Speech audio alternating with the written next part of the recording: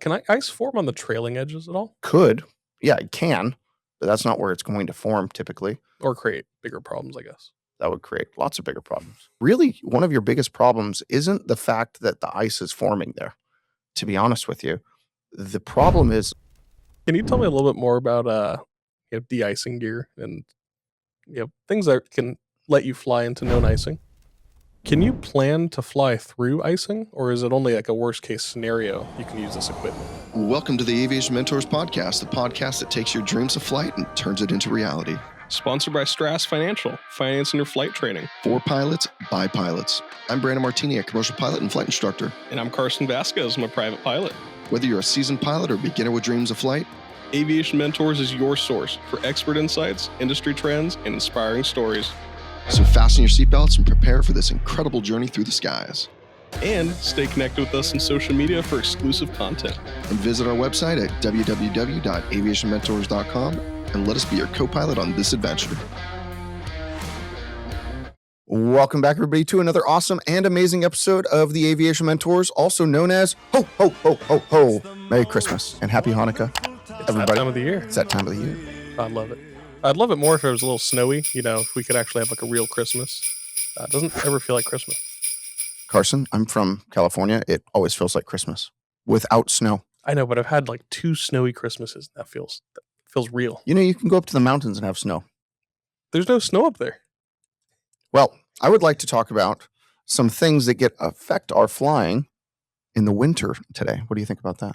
Without just snow? There's more? There's frost, there's fog, there's ice, there's in-flight icing, and there is like before-flight icing. Yeah, I try and stay away from that. I do remember, though, when I worked at the flight school, I'd get in the morning and I'd be the first flight, and I'd have to scrub and scrape the ice off the windshield. Isn't that fun? Yeah, it was real fun. Everyone was using like their credit cards or whatever they had, and I had just came back from BYU up in Utah, so I had actual ice scraper. Don't use that on your windshields, by the way. It will scratch them. The brush did not. The brush? It didn't. No, the scraper part, that might. Would. It's rubber. Okay, maybe not. Have you ever used one? Or you've only seen them, huh? I've used the hard California, man. I've used the hard plastic ones when I've had rental cars in the Northeast. Okay, I'll give you that. No, it was not hard plastic. It was a firm rubber, but not hard plastic. Okay. Well, speaking of that, let's talk about a little bit of icing once we get to our airplanes in the morning. How have you dealt with it in the past? And do you have any stories besides this one that you just kind of alluded to? Ooh. Pouring hot water over the windshield, that always helps. Does it? No. Half the country knows I'm joking, half doesn't, I think. Yeah. I mean, I wouldn't know the difference. I would assume that it would freeze faster, right? No, it would crack the windshield. Go from super cold to super hot. Ah. Yeah, I guess that makes a lot of sense. Cannot do that. Oh, I'm glad I cleared that up right now. We're going to New York next week. Yeah, good thing. No, I mean, putting a warm towel, like a warm towel, that does help. Just letting it warm up, though. Letting the plane actually warm up. Like inside? Inside. Like turn on the heater? Yeah. I like turn on the idea. heater, let it heat from the inside out. Kind of like what I do with my Tesla every morning. I click defrost. By the time I get outside, yeah, it must be nice. Defrosted. I got to sit in there. Oh, I have a whole app. Oh, it's fancy. It is fancy. I know if you have a new Cirrus, they have an app too. Do they really? Yeah. You can check on all the stats for your airplane. Can you preheat your airplane? I don't know if you can. I'd imagine they'd have climate controls on the inside, right? They have to have a battery that just runs that. They probably do. That would be super cool. I'd say yes. I saw a lot of Cirrus ads lately. Yeah, I want one. I know. They're hitting the wrong crowd. I got an email that said, trade in your old Cirrus. We have a trade-in program. That's hilarious. I went and flew the Icon yesterday with Gustavo. Oh, you guys are skinny enough to fit together. Yeah. And we were hanging outside the airplane. I know this has nothing to do with icing, especially California didn't have icing, but it does have to do with some fog. I'll talk about that. There's been a lot of fog lately. A lot of fog, especially in Orange County. So I went out and I was flying with Gustavo yesterday. And we get over there and the nose wheel was low. So I wanted some air in it. And I found that on my pre-flight, by the way. That's why pre-flight is very important. Good job. Might have rolled, but I found it in my pre-flight. So I ended up going to talk to my hangar neighbor, asking him if I can borrow his air compressor because I figured he probably had one a little easier than I did. So I was filling up the tire and I get these 2 guys that come over to me. And they said, "Oh, hi. What do you think of the airplane?" I said, "I love the airplane. But to be honest, I kind of want to sell it and I want to get a Cirrus." So it kind of gave me the reminder of this right now. And the guy's like asking all sorts of questions about the Icon. And at the end of it, he said, "Hey, Brandon." And I was just hoping he would say, "Let's do a trade." Like trade, like even trade? I'm in. Let's do it. I want a Cirrus pretty bad right What do now. you have, an SR22? He has an SR22. Yeah, second gen. So was there a trade? We're talking about doing a partial trade, 50% for 50%. We both get to use the Icon. We both get to use the Cirrus. You get How 2 awesome planes. would that be? That would be incredible. It would be incredible. No one's offered you that with the 120, have they? No. That would be so cool. You can get 2 planes. Yeah, exactly. And I can have my go places plane and I can have my have fun airplane. I think they both have fun airplane. They are both have fun, but a Cirrus can get me Slow fun, fast fun. places quick. Boat versus a sports car. Yeah, I kind of want the boat. I want to go slow. That's cool. That'd be really cool. Well, let me know if that happens because I'd like to get checked out. Okay, I'll let you know. I'll let you know if it happens. We'll see. Oh, please. Yeah, they were talking about checking me out in the airplane. I'm like, I probably have more hours in the Cirrus than you do. And You can never assume, though. I know, but it was just You knew a DP that was in his 20s, right? I mean, yeah, that's also true. And a captain, so Yeah, exactly. you never know. I mean, it was quite funny. And when I start talking to him about my flying experience, it's like, "Oh, I think you can fly it." I said, "I think I can too, but I'm more than happy to have you in the plane with me on the first flight. Let's go do that." Yeah, though if anything goes wrong, it's not you. Yeah, and I told him I can check him out legitimately for sea operations in the Icon. Because flying it itself is not that difficult. But I digress. I want to go back to this story. We digress. That's We our thing. digress. Yes. So we were talking about the Cirrus and how I liked him and all these other things. But when Gustavo and I went up and we went flying around SoCal, we went up and over the Saddleback Mountains. And we wanted to go see if we can go do a little splashy or close to splash and go. And we weren't able to do that because there's so much fog everywhere along the coast. Today, there wasn't that much there's none in the afternoon. We're looking at it right now. Yeah, there's been a lot of fog in the last couple of weeks. There's been a lot of fog. Yeah. Yeah, I think it's just cooling down and just bringing in more fog. I don't know. There's 5 or 6 types of fog, right? There's a lot of different types of fog. Honestly, I used to know all of them and explain all of them, and it's been a couple of years. And most likely it's a combination of the few because we're right next to the beach inland, and it comes all the way to the Saddleback Mountains. So I can imagine that you popped right over the top, saw how much fog there was, and yeah, said, "Oh, this isn't happening." We stayed at 5,500 and just flew over to Charlie and then flew back over to Chino. It was kind of fun. That's cool. Yeah. Did you take him into John Wayne? No. I took him to Riverside. We had lunch there. Did a little That's flight. Nice. Made sure the air was still staying in the tire. That would have been different. Said hi to Rich. Said hi to Next Gen. Oh, so we actually got to see everything? Yeah, I showed him everything. That's super cool. Yeah, it was fun. So besides that, it just meant we couldn't go fly to certain airports. I mean, we couldn't even went to John Wayne. We would have had to fly IFR into John Wayne, which that's right. obviously we can't do in the Icon sport airplane. Is that the only limitation on it? There's a lot of limitations on that airplane. I thought so. That happens to be one of them. So yeah, I mean, there's that. I also have another story, and we'll go over to ice. Actually, we were talking about that. I have 2 stories on ice. When I was getting my CFI, the day that I was going to go take my CFI check ride, I needed to go fly the airplane from Riverside to Chino, which is a 5-minute flight. And I was flying a Piper Arrow. That was what I was doing my CFI in. Even though when I got my CFI, it was no longer necessary to fly it in a complex. You can do it in any type of aircraft. But I was already more comfortable doing omni maneuvers in the Arrow than I was any other airplane, even with a handbrake. Well, that Arrow's just nice for maneuvers. It's nice for maneuvers and it's fun. Keeps itself going well. It does. So I ended up going outside and I'm like, what am I going to do? That the thickness on this ice was like, I don't know, it felt like an inch thick. It probably was like an 1/8 of an inch thick or whatever it might have been. But it would not go anywhere. I could not break the ice off. I could not scrape it off. I tried the credit card thing. It was freezing cold. And I had to tell my DPE, hey, I'm going to run an hour late. And that's probably why I ended up taking my check ride at night that night. Like I was flying when it was already dark. Oh, you did a night flight for your check ride? I had to. What else am I going to do? How long was the CFI check ride for you? 8 hours, like normal, I guess? 8 or 10. It was a long day. And it started an hour late because of the ice on my windshield. Well, do you think that it helped you at all? Not the ice. I know that sucks. But do you think it helped that it was cold? Doing maneuvers because the density altitude's a little bit more friendly, and there's no heat, so you're not dropping like a brick all the time every time you pull out power. Oh, Do you absolutely. think that helps with maneuvers? Of course it helps with maneuvers. There's more airflow. Just in general, though. I mean, like, do you think There's more air molecules. Students are having an easier time in the winter? I don't know. I've never really thought about that, but maybe. I've never Besides considered it being freezing cold and the heaters generally work okay in planes, I don't know. Maybe. Ooh, that's another thing to talk about.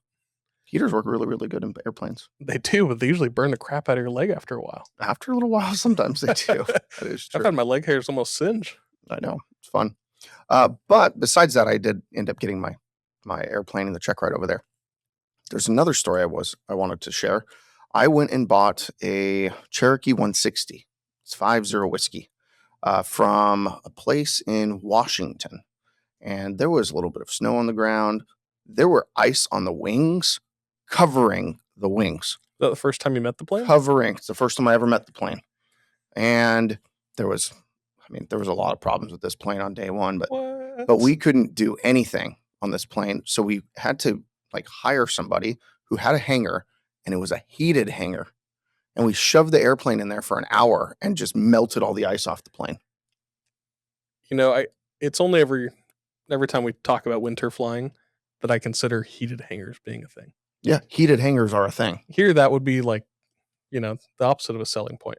Yeah, exactly. That would be oh, it's going to get hotter in my hangar? Great. I love that for work. Do you have an air conditioner? Yeah, air-conditioned hangars. That's the way to go. Yeah. But yeah, so we stuck it in that hangar, and then we were able to get the annual done, and we swapped out some parts and drained the water from the tanks. Didn't you have Rich fly up there with you? Rich did the annual and stuff, but me and one other pilot, I think it was Louie, my friend Louie, who was one of the OG Next Gen employees. And now he works for an airline. I think he works for Hawaiian. Actually, no. I thought he stopped working for Hawaiian. Well, regardless, he works for a big, giant company. Something big. Something big. So we were able to get all that ice off the wings. And I was thinking to myself, well, how much ice can I fly with on my wings? And FYI, everybody, the answer is none. Don't fly with ice on your wings. I can't believe that thought even went through your head. Well, I couldn't scrape it off. And I was I'd get home itis like crazy. I wanted to get home. And there was so much ice on the wings. It was so thick. That tells you how much get there itis gets you. Yeah. I was like, can I fly with a little bit of ice on the wings? I wasn't even a CFI at this point, by the way. Thankfully. Yeah, thankfully I was not. No, the answer is no ice. No ice at all. I don't think you can really even take off with ice on your wing. The answer is no ice at all. Will the plane fly and take off? Maybe. Are you going to crash and die? Also, maybe. Is that worth it? No, don't do that. But I want to talk about what happens when you actually get in the air and you have some icing. But before that, let's start from the very beginning when you start the plane. I remember every winter flying at Next Gen because I'd always take the morning flights before I worked. It was nice. Mm-hmm. And I had such a problem trying to start the plane. Yeah, that's why in the winter, in winter areas, they have engine warmers that warm your oil up. Oh, that's nice. It does. Why don't we have that? We don't need them here. Well, I felt like I needed them when I was starting those planes. Sometimes they're harder to start. It's it would just keep turning. Everything needs to be lubed up, and it's not being lubed up as effectively. I mean, think about the viscosity of oil when it's really, really hot out, or when the oil is hot in your airplane versus when it's not. It's kind of really thick and it's it seems thicker when it's more. I mean, hopefully it doesn't look like slime, but but in between that, right? Yeah. It's a little thicker, almost like a slime, and then once it's hot, it's just like a viscous, almost water. Yeah, it's like just a runny liquid. Runny liquid, exactly. And that's the difference, really, between hot and cold, and why it's sometimes easier to start airplanes when it's got it. Hotter. So when it keeps turning over, it's just trying to get that oil to go through the engine. Oh, it's not just oil. I mean, there's everything, but I mean that's part of it. It's trying to heat itself up. Yeah, the engine's cold. Everything is more locked up. I mean, think about it. If you're freezing cold, are your joints going to move very well in the morning? No, especially as you get older. This morning. Yeah, it's because you're getting old.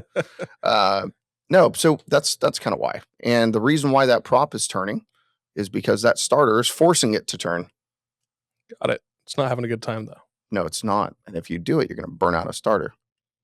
Has that happened before? Yes, it's happened to me before, and it's happened to a lot of people. I've only burned out one starter. It was my business partner's airplane. Oh, at least it wasn't yours. And I felt terrible about it, but I was like, I am starting this airplane. And I did not. I ended up flying Southwest to Napa that day. Yeah, literally, was it the Aerostar? It was the Aerostar. I burned out it cost me like $2,000 too. I was so mad. And then I had to go buy last minute tickets for like a flight an hour later. $2,000, that's... Patience should have won. Yeah, it should have. It didn't. So did you learn a lesson after that? A little pricey lesson? A pricey lesson. Yeah, I learned something. Well, speaking of the Aerostar, I think it has boots on it, doesn't it? It does have boots. So Das Boot. Das Boot. Why does the last guy chug out of a shoe? It's no shoe! It's just boot! Sorry, hopefully you guys have seen Beer Fest. You know what time it is, Carson? Time's up, Brandon. It's time to talk about one of our favorite companies. Which company would that be? Aviation Mentors is excited to be sponsored by the one and only Stratus Financial, dedicated to supporting the next generation of future aviators. Stratus Financial really understands the financial challenges that students face in pursuing their aviation dreams. That's why they offer student loans specifically tailored to aspiring pilots. With competitive rates and flexible repayment plans, Stratus Financial helps take your aviation education to new heights. So go visit their website today at www.stratus.finance. Just to be clear, that is not .com, it's .finance. And embark on your journey towards a sky full of possibilities. Carson, it's time to get back to what we do best. The show. Can you tell me a little bit more about de-icing gear and things that can let you fly into known icing? FIKI? Well, you have to have a plane that is FIKI certified. Okay. And FIKI stands for Flight into Known Icing. Good. I'm glad he knew that one. Otherwise, we would have had some problems on this. I like acronyms. Okay. Yeah. So there's different types of de-icing system. There's glycol or alcohol systems that actually block the formation of ice on wings. You also have heated wings. You see a lot of heated wings on large aircraft. That's what you're going to see on like Boeing 747s and stuff. You'll see heated wings, and it will just melt the ice off the leading edges. That's really, really common. You'll see boots like Carson just talked about. Sometimes they are heated boots at that, and they blow up and just break the ice up, and then they deflate, and then the ice is just gone. Yeah, it's like these little black areas on the leading edge of a wing. That's what it looks like. That blow up. Exactly. I hadn't seen it for the first time. I was almost picking at it. I was like, what's that? It looks all cracked. It's because it's blown up and deflated over and over. Yeah, and then standing up or heating outside the sun. Yeah, the sun. Yeah. And then outside of that, I mean, if your plane is carbureted, obviously you have carburetor heat. That can deal with carb icing, but carb icing is only going to happen in certain situations and instances. Actually, it could happen in any situation, in any instance. But that's a whole nother conversation about that. There's also there's heaters for engines, like I was talking about earlier. But I guess that doesn't have to do with in-flight de-icing. Well, when you have a FIKI equipment actually on board the aircraft, can you plan to fly through icing, or is it only like a worst case scenario you can use this equipment? No, you can fly into known icing. And there won't be any issues? No. As long as you test your stuff. I mean, if you're flying into really, really bad icing conditions, that is not smart. Is there a limitation to the equipment and the plane and the pilot, I guess? Yeah. You need to be IFR certified, like IFR current, IFR proficient. That's probably a big one as well. Plane has to be FIKI certified. And yeah, I mean, I guess that's it. You can't go fly into an ice storm though, or freezing fog or something crazy ridiculous like that. You just need to fly into small amounts of ice. If you know that you're going to be flying in, I don't know, 20-degree weather or 15-degree weather, and you're flying into white puffy clouds, sure, you're going to get a little bit of icing on there. But if you do like what I did, I talked about this on one of the really earlier episodes, and flew the Aero accidentally into an ice cloud, and then my airplane started turning into an icicle. So I had to do a 180 and descend very rapidly to get to warmer air. If that happens to you, and I went to VFR conditions quite quickly after that, then that is, I would too. Yeah, then that is a no-go. Literally, my windshield turned into an like a sheet of ice, and all my wings were just like rapidly gaining ice. It was very nerve-wracking. That is terrifying. It was terrifying. Do you remember enough about your CFI to explain how that happens?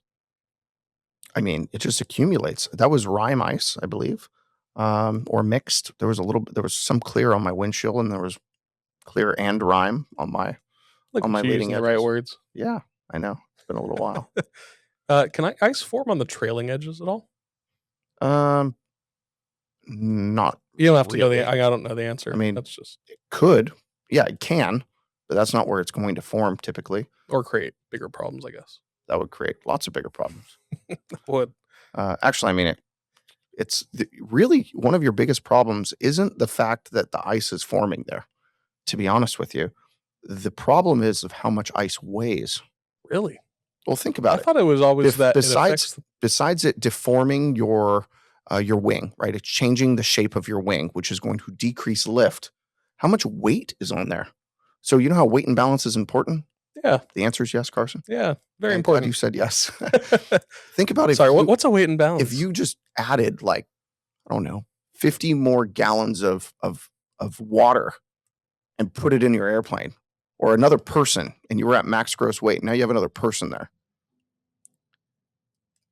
So I was flying home. Makes sense. I was flying home from Mammoth one day, flying in my buddy's Cherokee 6, and I was trying to get around some bad weather, and I found some better weather.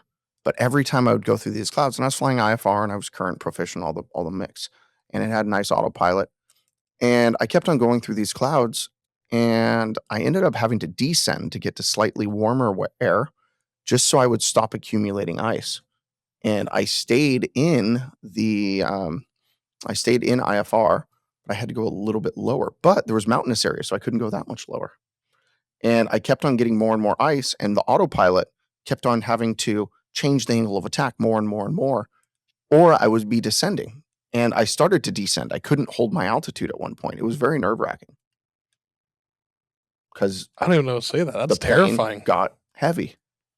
Now, I had backup plans the entire time this was happening, and I was trying to shed the ice and get rid of it, and eventually I did by getting lower, right? If it wasn't changing anytime soon, then I would have just landed in one of the airports. I could see below. It was like sporadic clouds. It wasn't hard IFR. Okay. So ice forms pretty quickly. Does it also melt kind of quickly when you get to warmer air? Yeah, sometimes it'll melt or just fly off. Okay. Yeah, and there's normally heaters for the windshield, so you can really get rid of that ice fairly quick. Well, that's important. I'd like to be able to see. Yeah, well, if you're flying IFR, you don't really need to see. Oh, that's right. I'm not IFR. You're not IFR. But in that instance, you would be. Got it. Well, enough about scary things. What about something happy? Happy is coming soon. And if you do not like spoiler alerts, turn off the podcast now. And if you do like spoiler alerts, ForeFlight puts out something super cool. And I don't know if it's ForeFlight. I think it's ForeFlight, or if it's the FAA. But I'm sure it's the FAA because it's in the METARs and in the TAFs. And they always have like cool things, or they have other things that we see in winter flying. Like my favorite one is MIST. What is MIST? Tell me the METAR abbreviation for MIST. Bravo Romeo? BR, also known as Baby Rain. See, I didn't even look at that. I know. That's how I remember it. And then FG's fog, IC's ice crystals, SN is snow, SG is snow grains. I've never seen that before. PL is ice pellets. I've never seen that before. I don't live in areas that we have either of those. I know. I have seen BLSN, which is blowing snow. And I've also seen freezing rain, which is FZRA, which is also called a do not fly day. Why is that? Is that a problem? Yeah, it's quite a problem, actually. But on ForeFlight, at least, they show some really, really, really cool METARs, and they all have to do with Santa Claus. They have like jingle bells and It's like caution, like sleigh in vicinity, little things like that all the way through. Yeah, and they talk about Rudolph's like red nose in the like lighting up the sky. Yeah, I was like caution, red nose may be confused with beacon or something like that. Yeah. It's always something fun.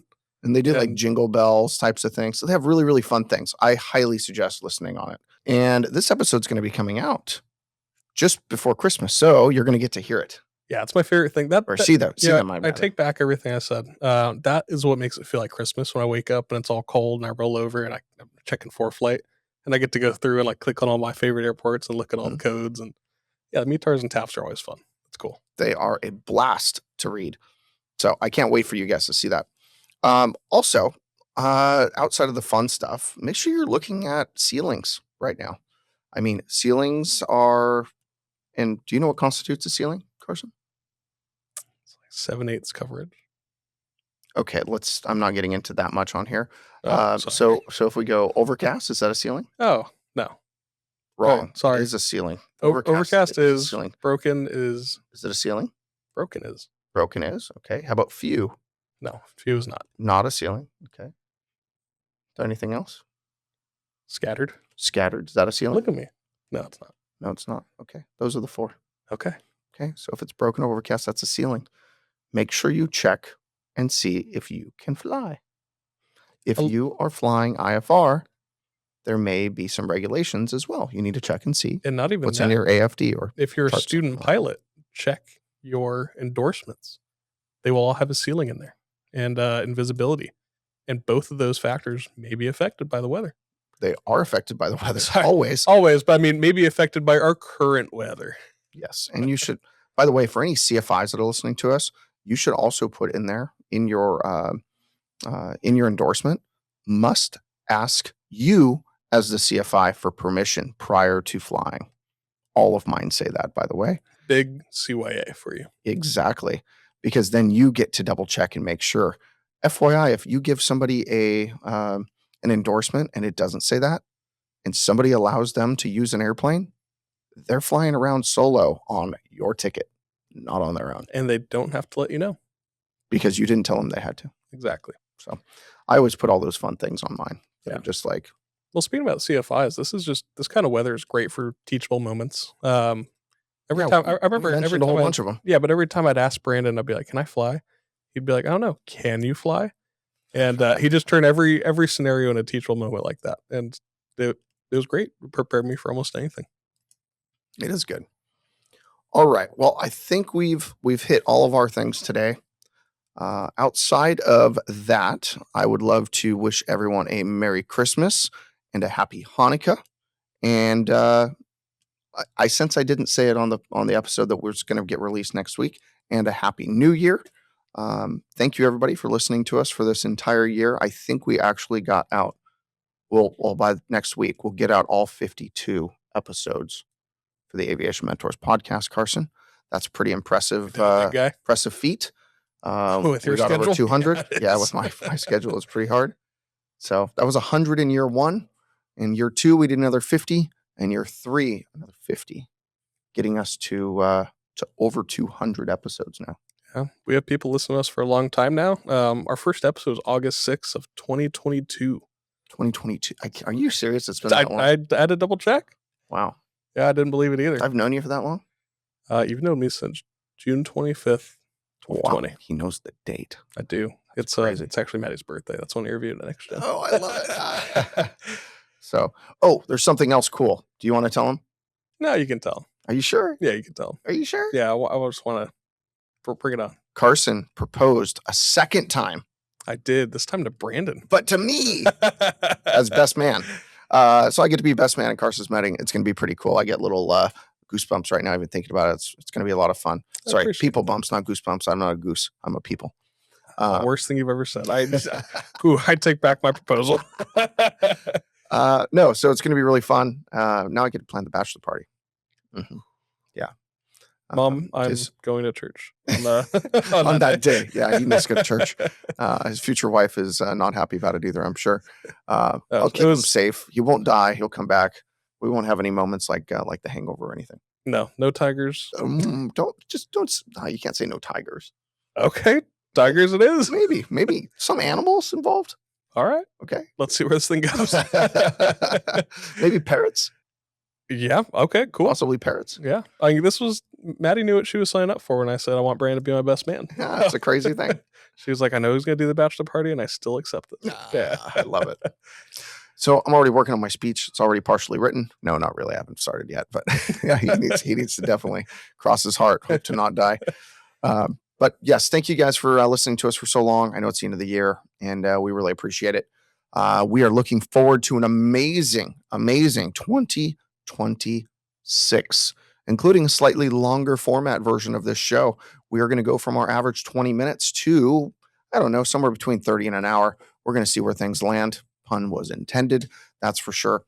If you, I try my best. So if you'd like to reach out to either one of us, you can always reach us on our emails, brandon@aviationmentors.com, carson@aviationmentors.com, or as we prefer on our LinkedIn handles, we're the two handsome guys with the name Brandon Martini and Carson Vasquez. Don't forget to hit like, follow, subscribe, share, all the awesome things we always do on social media. It really helps us grow the aviation community and really help other pilots in their journey. So thank you very much. Thank you, everyone. Merry Christmas, Happy Hanukkah. And as we wrap up for the year, remember, we're here to guide you in your aviation journey. So fly safe and enjoy the ride. See ya.